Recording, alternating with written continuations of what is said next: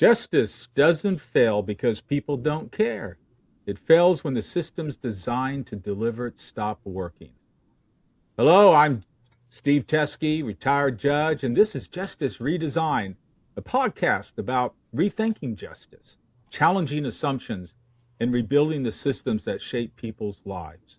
On this podcast, we spend a lot of time examining where systems break down, where policy misses people, and where the gap between intention and impact becomes too wide to ignore.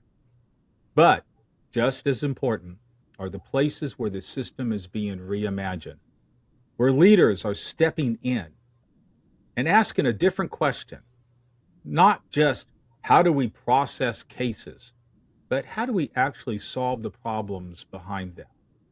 Today's episode, ladies and gentlemen, is about that kind of leadership. I'm joined today by Judge Geronda Carter, a Superior Court judge in the Clayton Judicial Circuit, where I had the pleasure and the privilege of serving before I retired. And for those listeners who may not be familiar with Georgia and may be listening from outside Georgia, the Clayton Judicial Circuit encompasses the entire county of Clayton, which is on the south side of Atlanta. In fact, for those who've flown through the Atlanta airport, many have because it's the world's busiest airport. Well, that airport is located in Clayton County. Judge Carter is part of a growing group of jurists who understand that justice isn't just about rulings.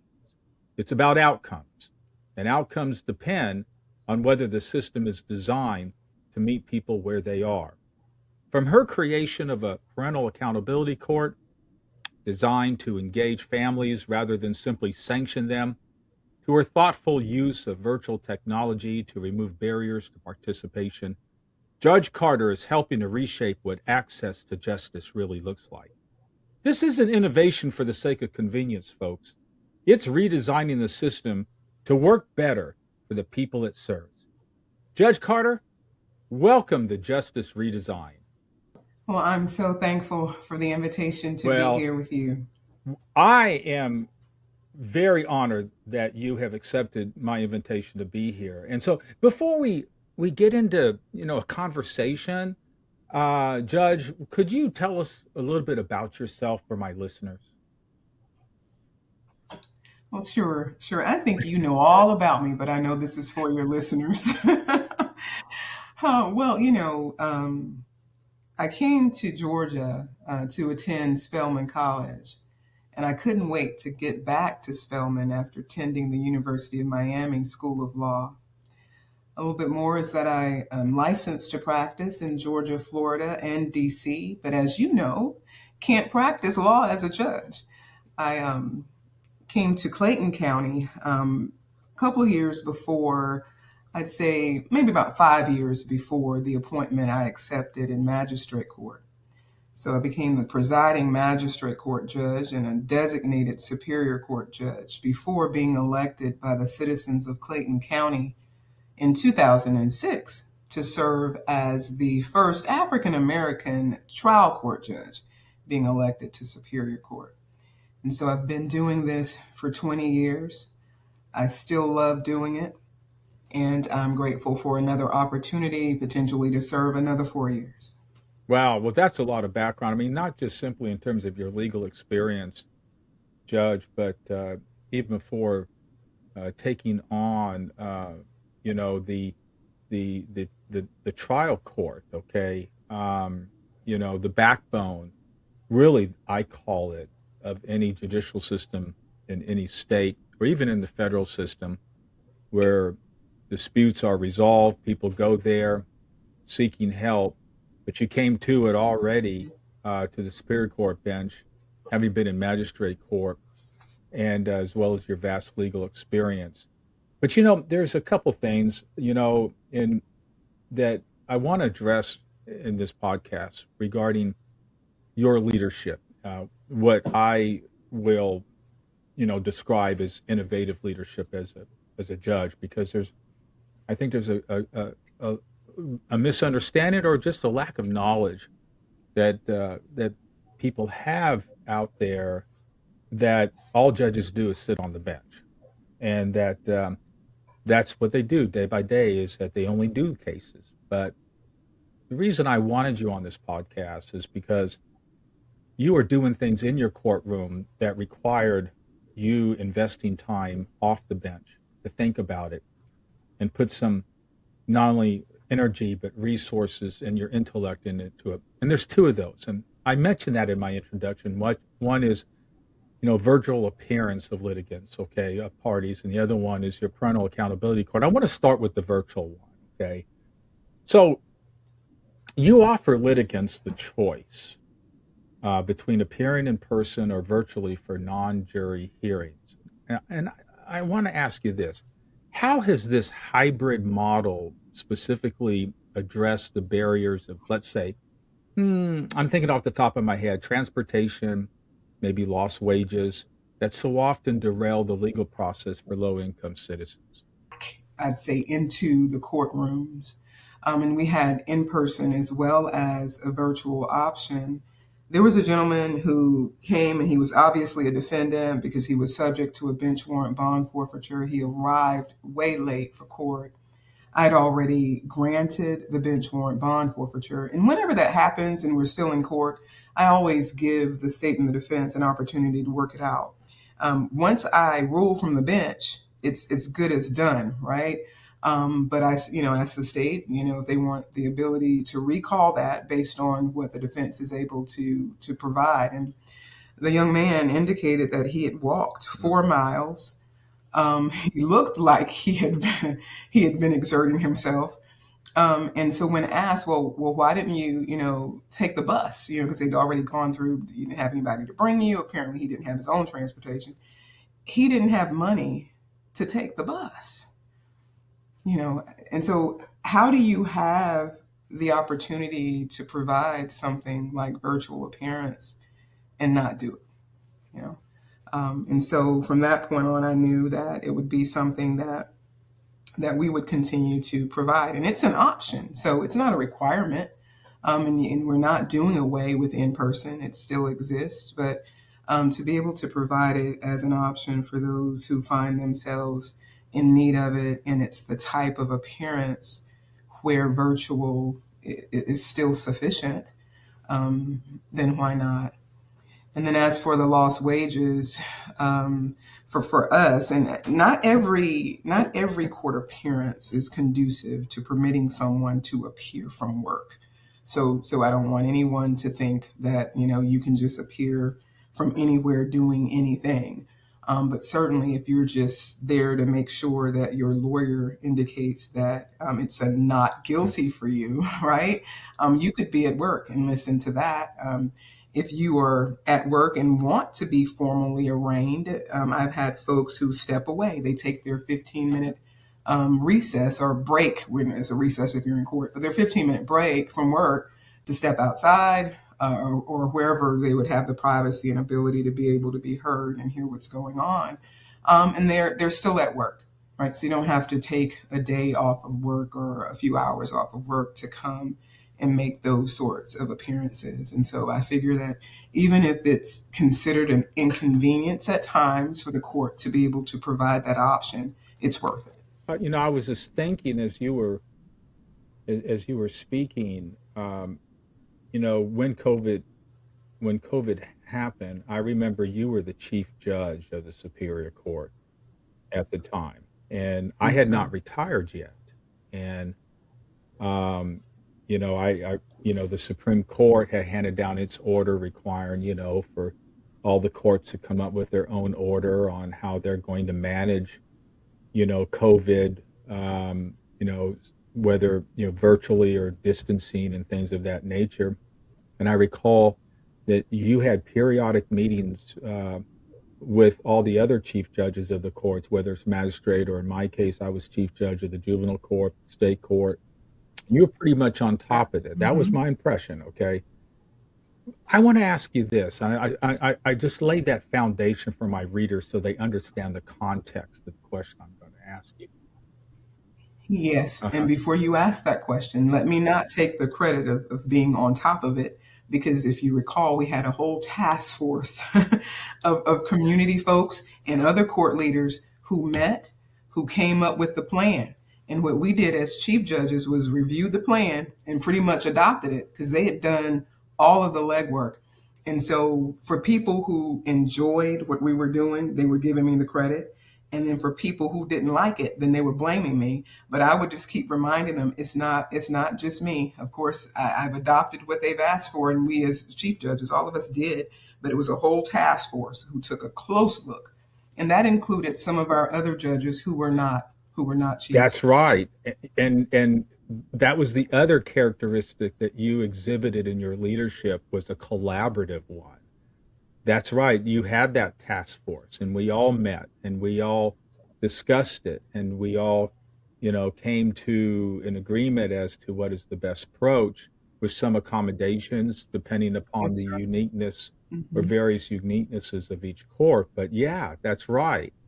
Um, so thank you for pointing that out, Judge. Let me ask you this now. Is it safe to say, with COVID and what it presented, that it created for you this opportunity that, you know, that up to this point in time, in terms of a aggressive use of virtual appearances were not needed, and then all of a sudden they're needed because of COVID? Is it seemed to me with what you were witnessing in the court, had it not been for COVID, it may not have created that opportunity for you to use your, leadership skills to say, hey, when COVID's over with, does this have to stop? Is that a fair?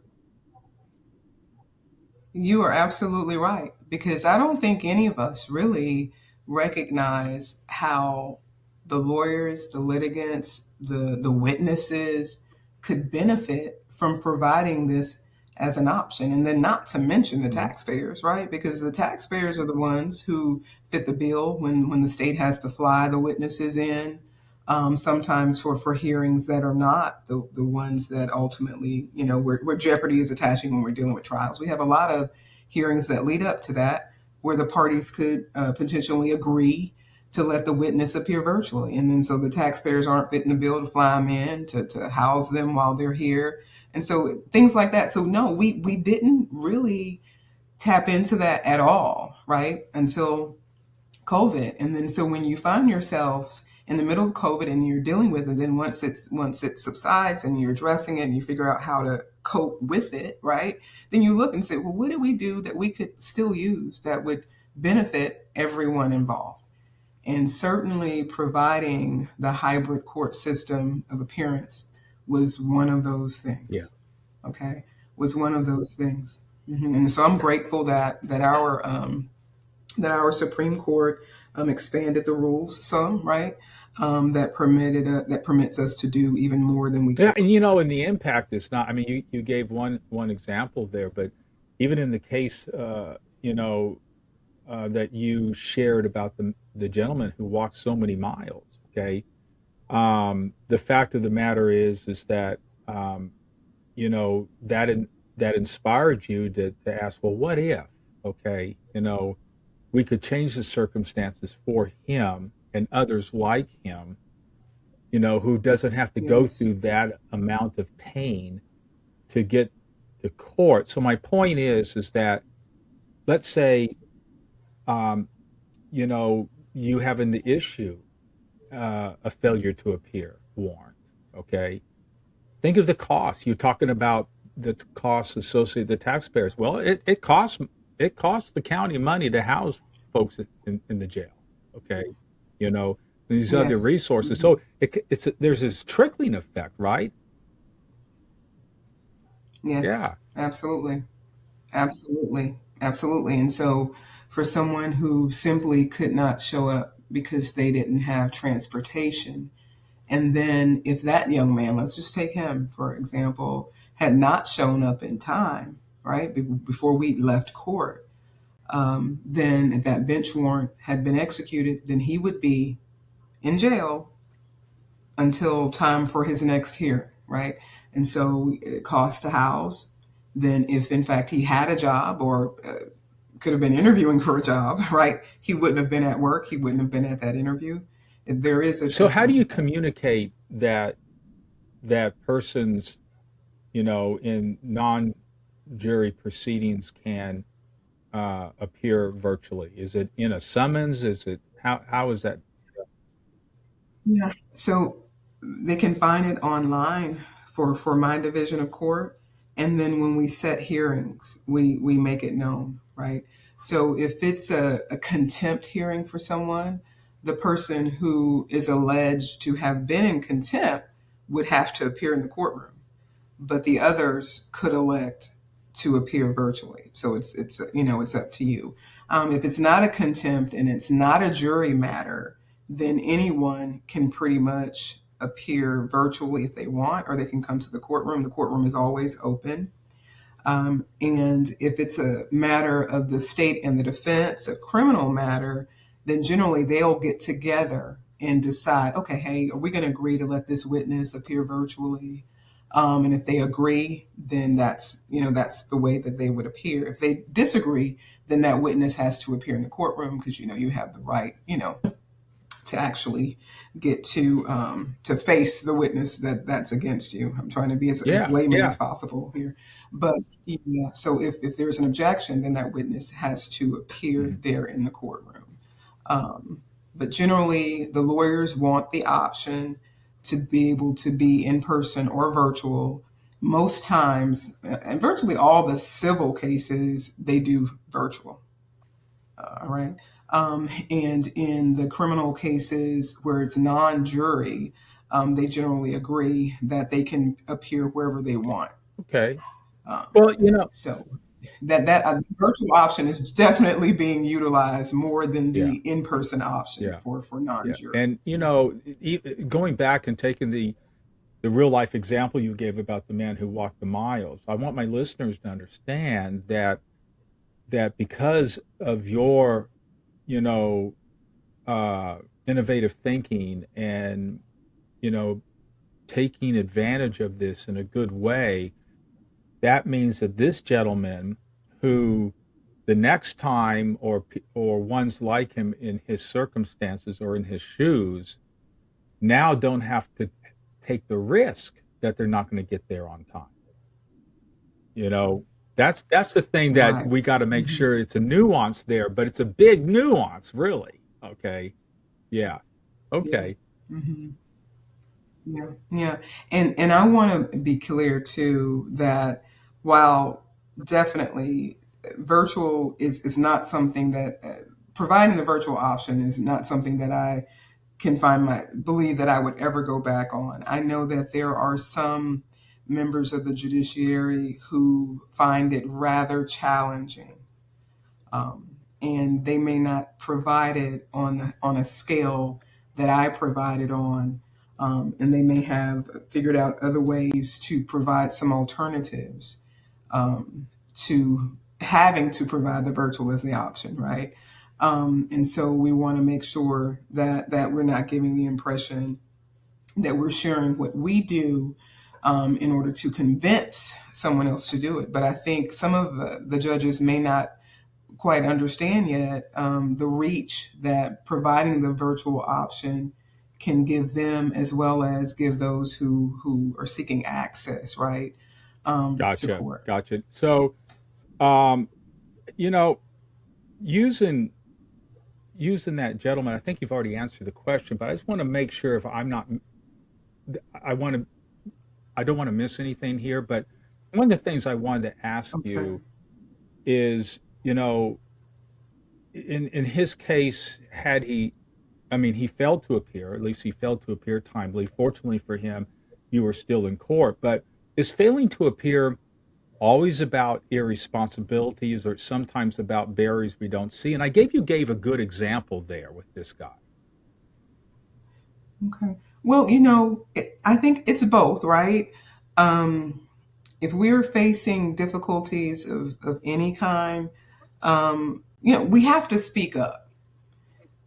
And if it didn't occur the way all of that fell into place with us again still being there, then we may have never heard all of those things from him. There may have just been a consent to recall that they submitted to me to sign. I would not have known those circumstances that led him there with the consent to recall, because they don't generally lay all of that out, right? And I wouldn't have had that, as the motivation.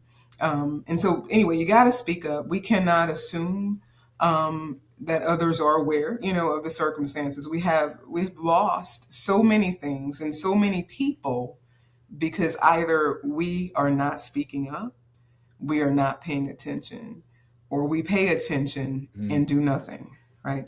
And so when I say lost, we've lost people in the system.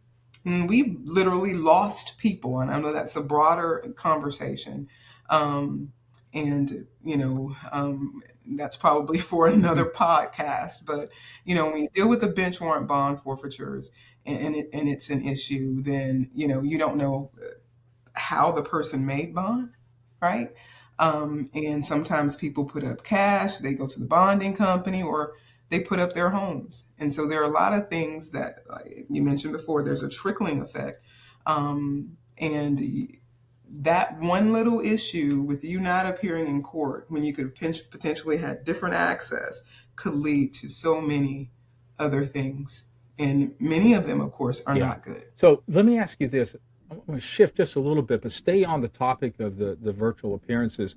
But beyond convenience, as well as other very important things like, taxpayer saving costs, um, and minimizing having to issue, warrants for failure to appear and the cost associated with that as well, and going out having to get them and then putting them in there. But you've noted that virtual court, and I want to focus on this about safety regarding, like, for example, inmate transport, reducing attorney scheduling conflicts. So here's my question: how does, like, using the name of this podcast, Justice Redesign, through technology, actually makes the courthouse safer and more efficient for the taxpayer? Can you share a little bit more about that?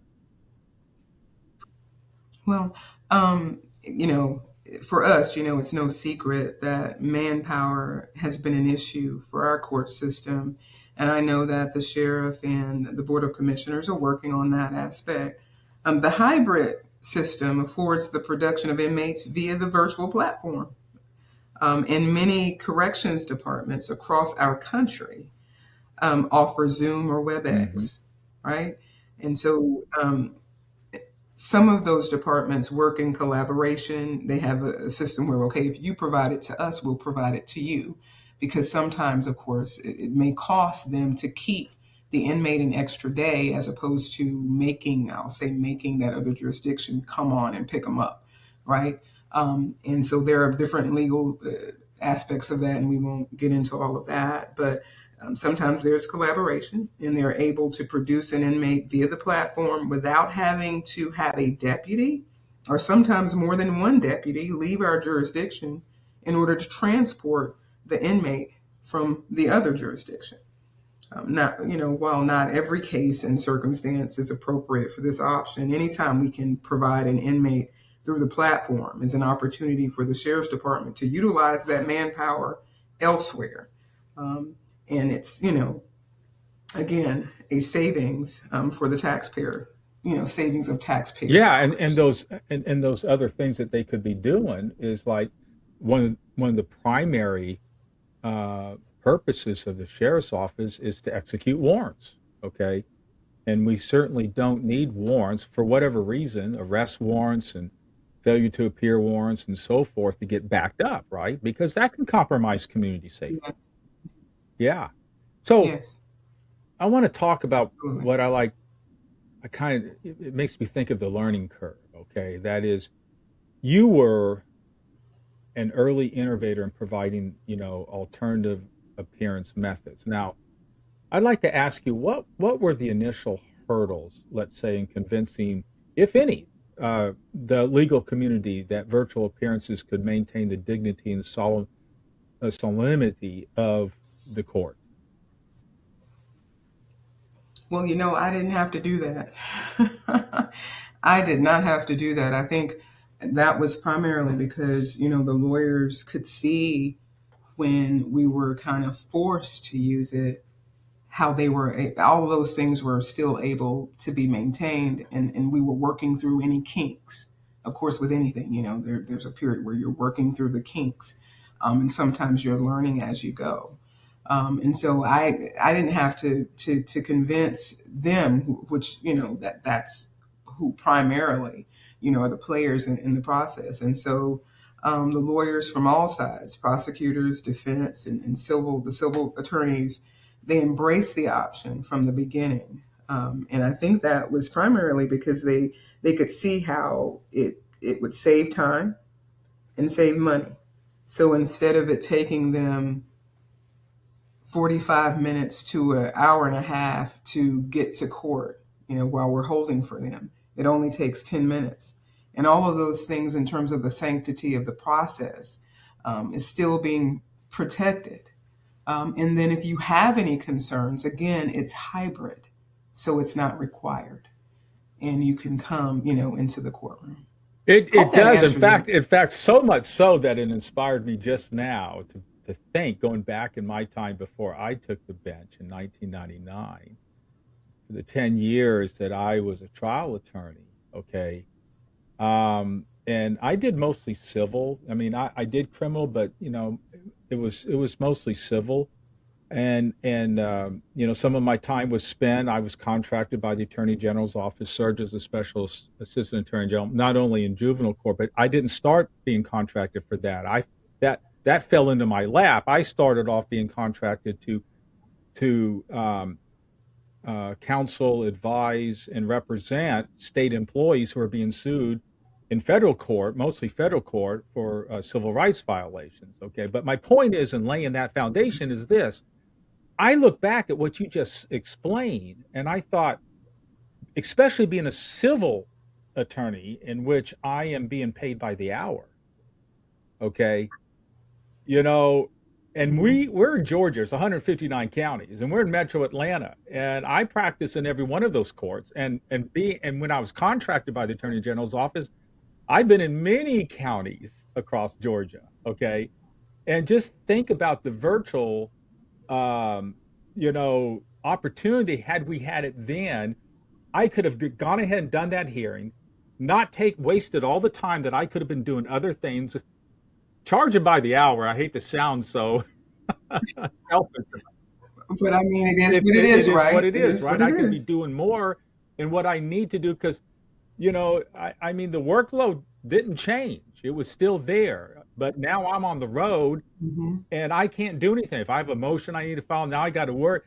And I will tell you, Judge, it kept me working past 5 o'clock many times because of the traveling from county to county that I couldn't get the motion done, as early as I would like Yes. to. And I was doing it at the last minute.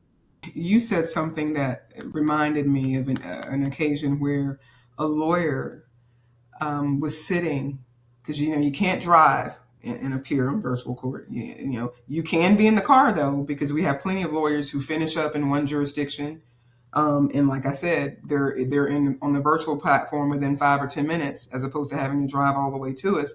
But there was one lawyer, and this was a defense lawyer, who said, "Judge, I got to pick my kids up from school today because you provide this option. Wow. Please don't stop doing it." I think he was signing on for a calendar call.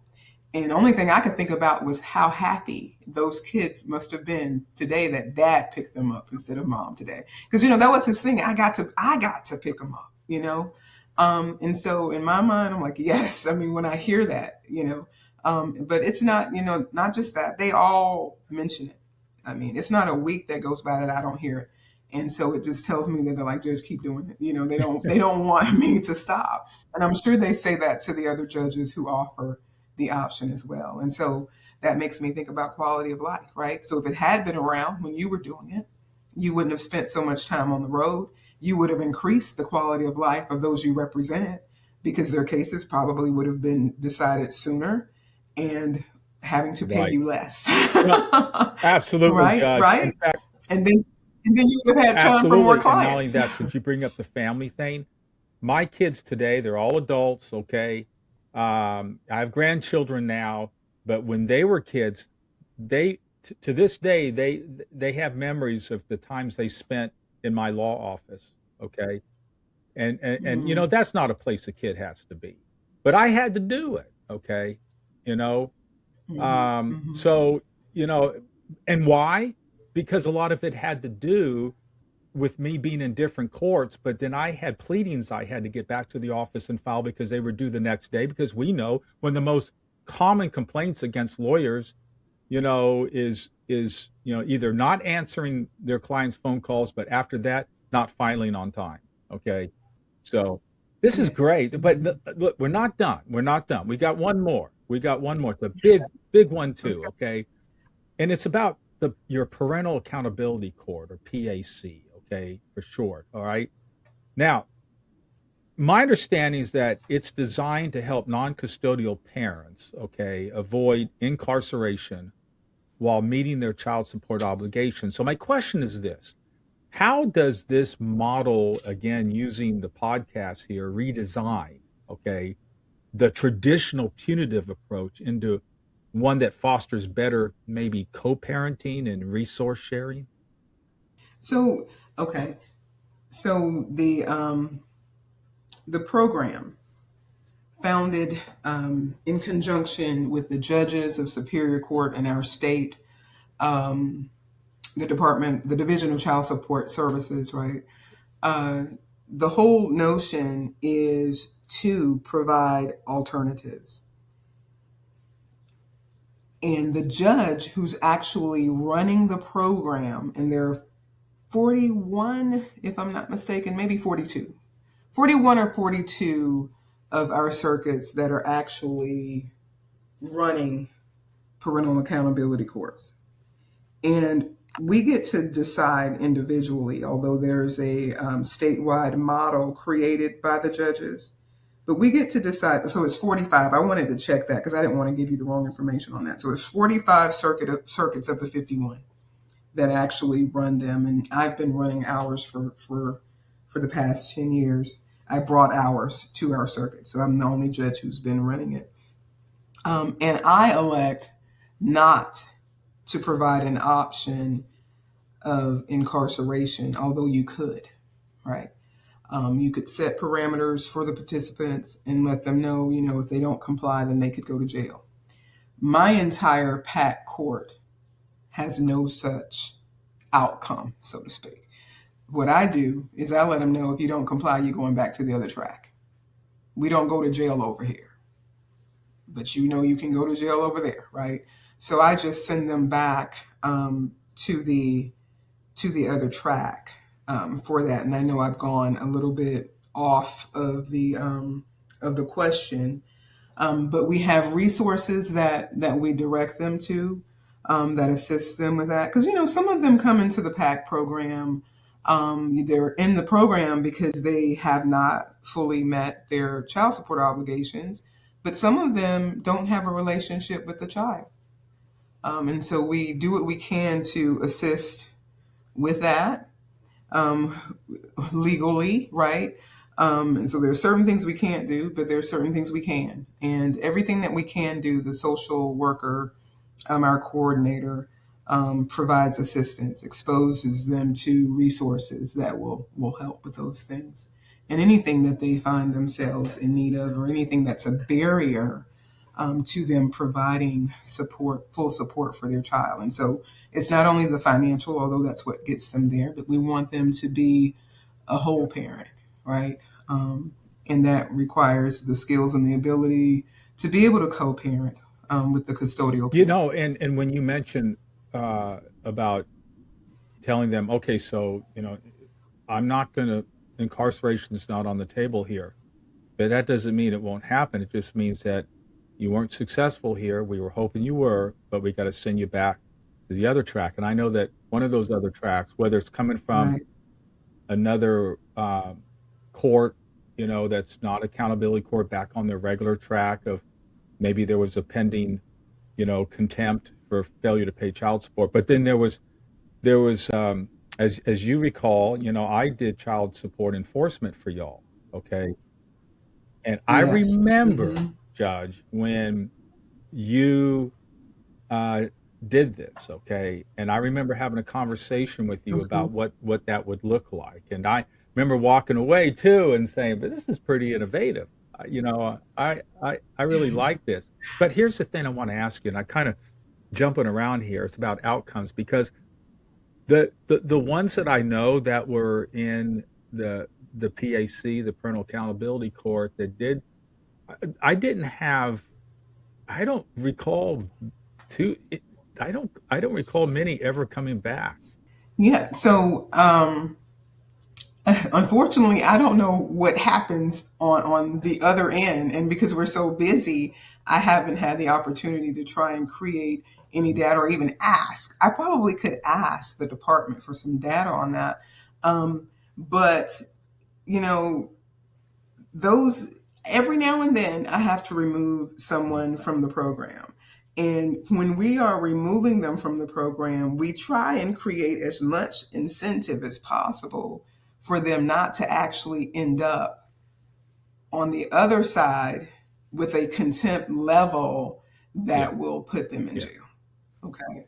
Yeah. So, I try and do that when I'm sending them back over, still encouraging them to do whatever they need to do not to end up in jail. Because it's like when you're late on your payment or when you're not paying, it's not like that automatically gets you to jail. I know that there are some Right. stages to it, right? But so I have not explored, really getting into that data. I think I spend more of my time trying to deal with those who remain right after we've had to send someone over. But I'm really I'm proud of the outcomes of the program itself and what it has shown. And I don't know if you've seen the data on that, but the most up to date data I have is from February 28th. And I got this just last week. And it's shown that we have collected over $800,000 in support and demonstrated a 239% increase in Wow. collections from those who successfully graduated from the program. That's compared to the 12 months before Wow. entering the program. And this success is not due to what I've done, right? Success is due to our participants' commitment and our partnership with the Georgia Department of Human Resources, Division of Child Support Services, who provides the coordinator to the Mhm. court. And so I work with my coordinator at court, which is an employee of the Division of Child Support Services. And, that partnership is the reason for the success of the participants and And what they can you produce. elaborate just a little bit more because so that my listeners who may not be familiar with accountability courts, some states call them specialty courts, okay? But It can is. it Mhm. is a coordinated effort. It's a team. It's a team approach. Is that right? Oh, It is. Absolutely. Absolutely. And so I can't remember exactly how many courts had the PAC court when we signed on, but I'm almost certain it wasn't mhm. half yet, right, of the state. Almost certain. So if anybody wants to check that out and quote me on it, if I'm off a little bit, then that's fine. But it's a coordinated effort, and I do know that the department is working on getting the other circuits on board.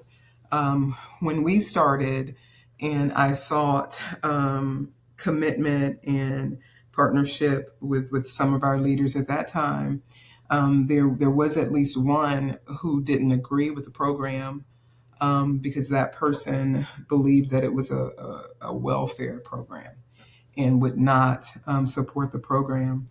And what I said was, call it what you want, but let's look at who would benefit from it. And when you look at the children, I don't know how you could say no to the Right. program, right? And so when we're looking at the best interests of the children, and it's already a program in existence, so why not let our citizens partake and participate and receive the benefits of it?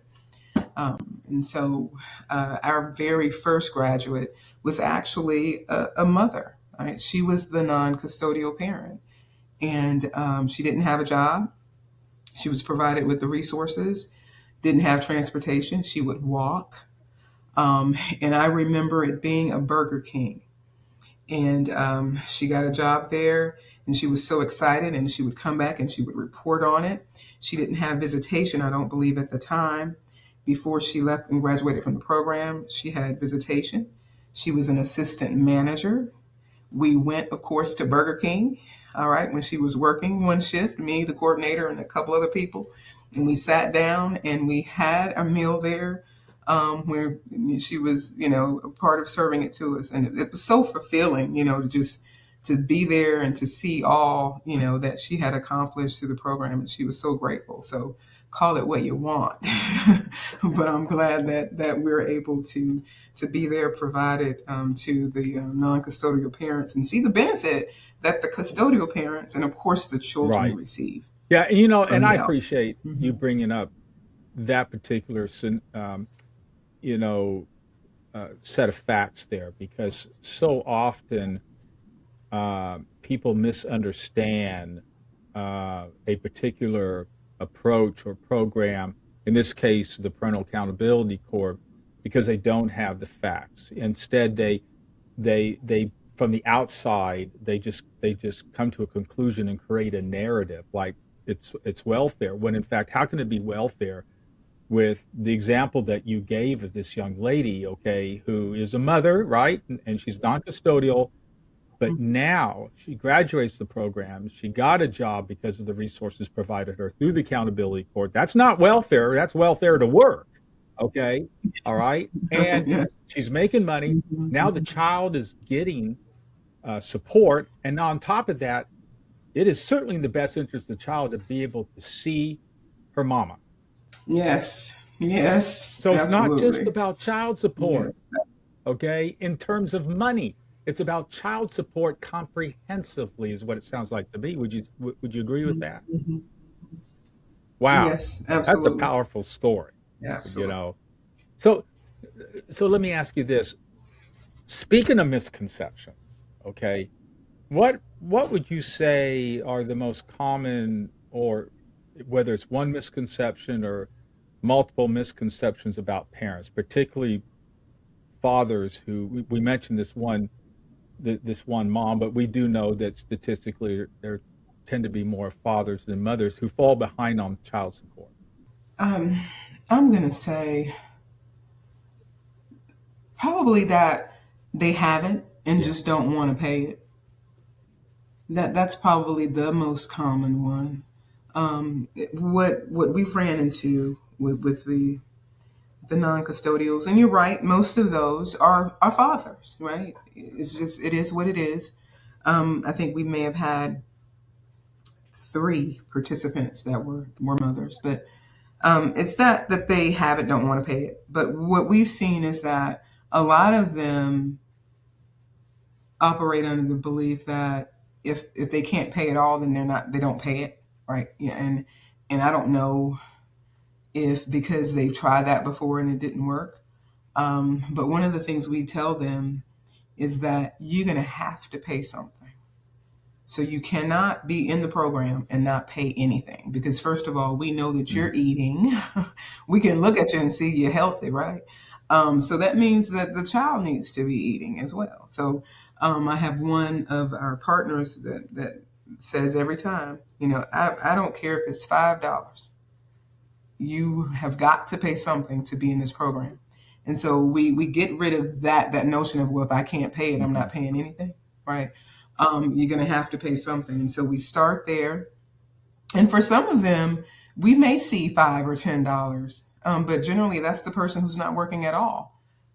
But for those who haven't been paying and they're working and they're telling us, well, I got the mortgage, I got this, I got the car, although no, you got to pay something. If the obligation is $500, then we may see $200 from the month before we saw mm, nothing.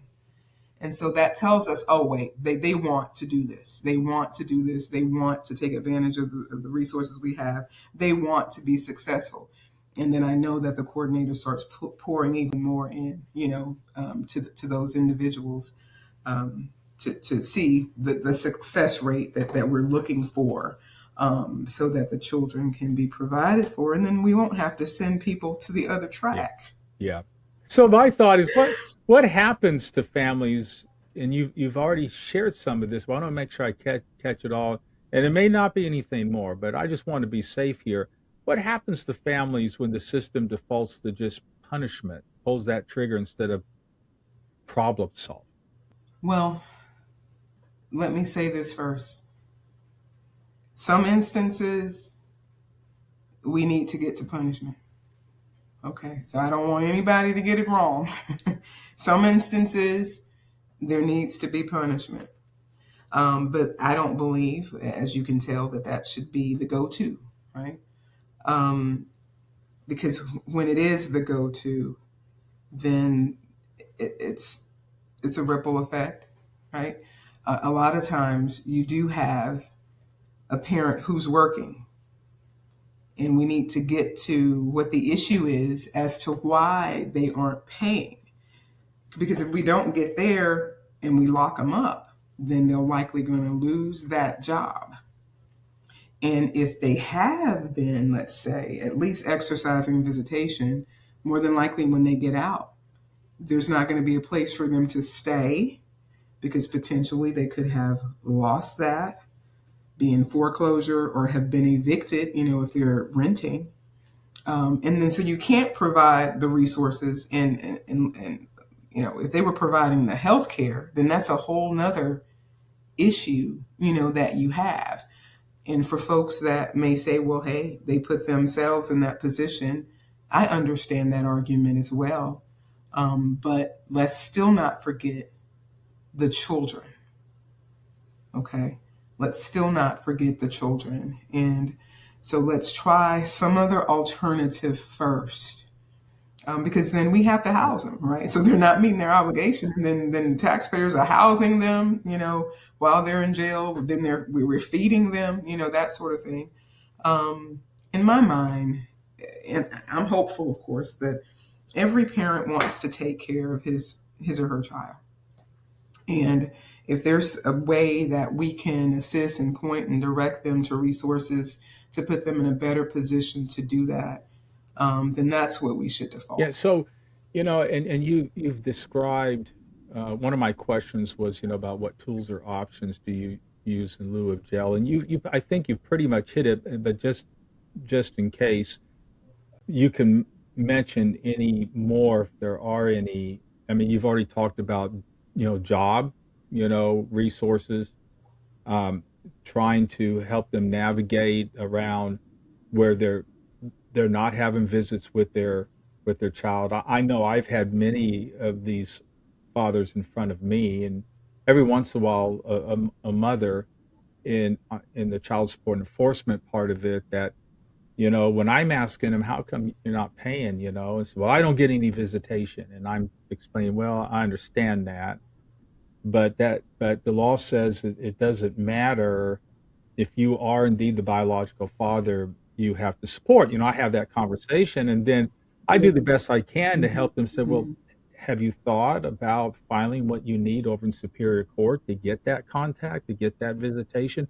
So I it's so, and but see, what I love about the accountability court is that it's so coordinated and has that ability and the opportunities because of the resources as a result of it being coordinated, making it an accountability court to focus on those issues to repair them and and create healthy Yes. relationships between Mhm. parent and children.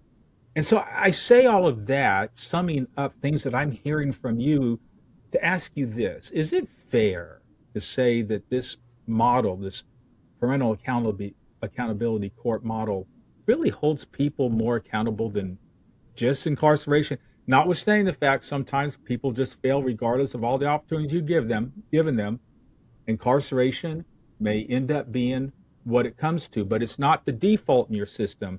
You try to let them, it sounds like, prove to you that they don't need to be incarcerated. But at the end of the day, based upon the model that you employ, isn't people being held more accountable than if we just started off with incarceration? I'd say so. I'd say so. Because in order, first of all, to stay in the program, then you have to be compliant with whatever the the coordinator has told you to do. So what she does is assess your situation, gives you some responsibilities, right, that you have to meet. And of course, for you and I, there are things that you may think should have been met a long time ago, but hey, they weren't. And so we're dealing with them now. And so you got to go do this if you want to stay here.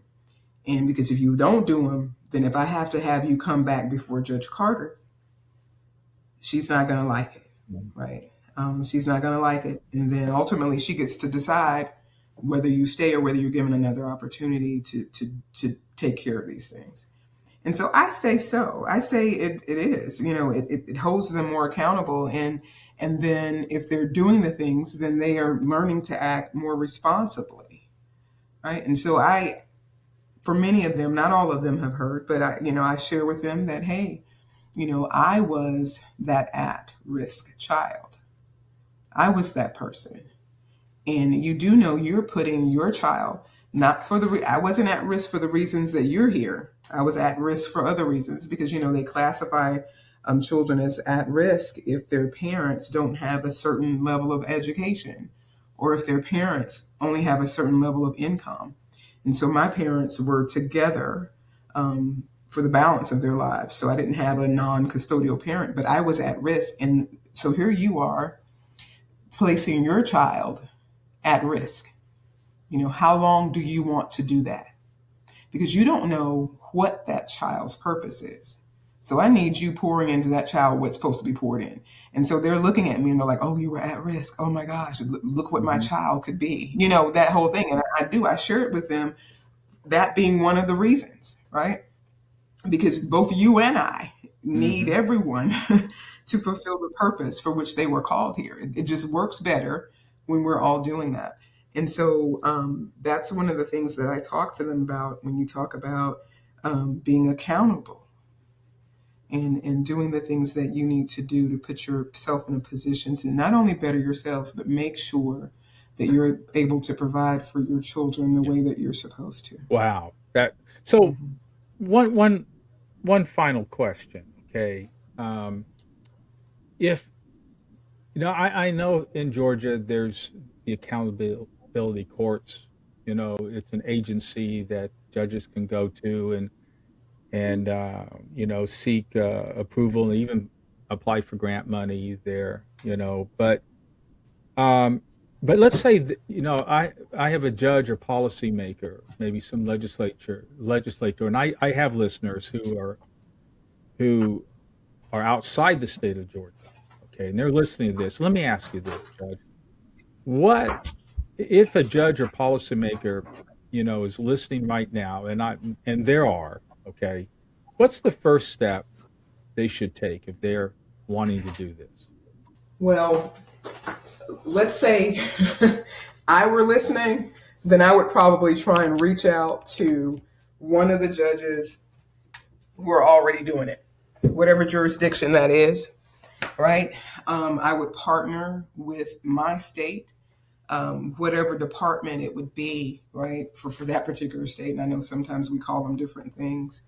I would partner with them, get a task force together, would call around to the different states, call my fellow judges in the other states to see, how did you guys get started? What did you do?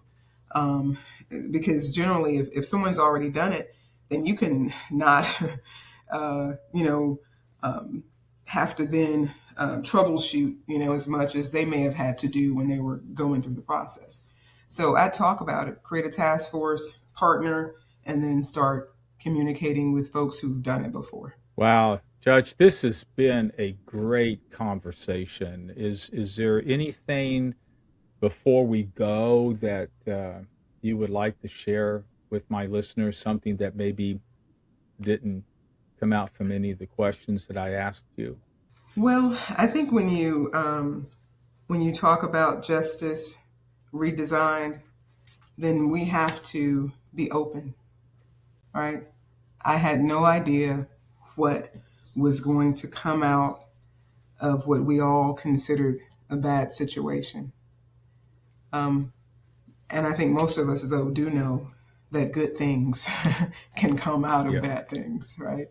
And so we need to keep our eyes open. And sometimes it may not be the thing that's most convenient for us, but if it's the thing that's going to benefit the majority of us, then I think it's worth us slowing down and I like considering. calling it hitting the pause button, taking a moment How and about looking at it.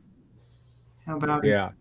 Yes, sir. Well, ladies and gentlemen, thank you for being with us today. Remember, justice doesn't fail because people don't care. It fails when the systems designed to deliver it stop working. Okay. Remember, this podcast is about rethinking justice, challenging assumptions, and rebuilding the systems that shape people's lives. And today, okay, on this podcast, we listened to Judge Carter and her judicial leadership, her innovative style, taking advantage, okay, of best practices and making them real, redesigning justice so that we have kids who are getting the support they need from their parents.